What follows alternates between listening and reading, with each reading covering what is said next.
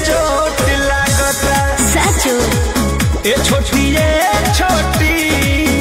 तहरा चोटी से चोट लागता। बर्दाश्त करो।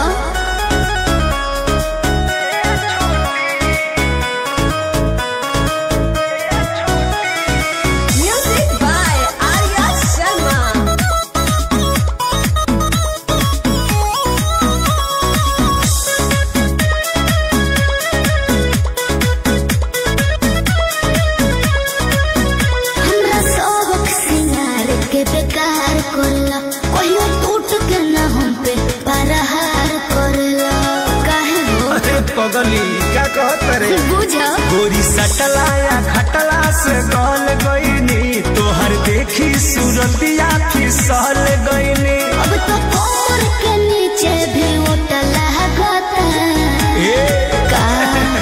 ए छोटी तहरा चोटी से चोट लगता।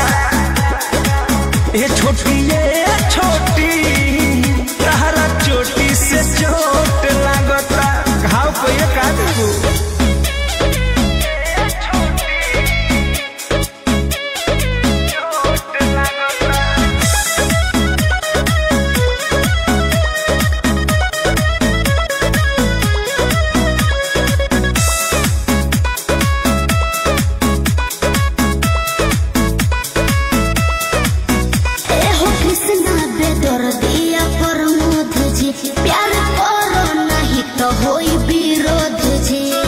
अरे वाह क्या वाह ओहो हनु हम जानो तानी जवन चाहतारू अभी पहिले उठानी में डाहतारू।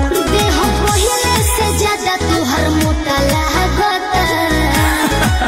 छोटी जी ए छोटी तहरा चोटी से चोट लागता। तब छुटा ए छोटी तहरा चोटी से चोट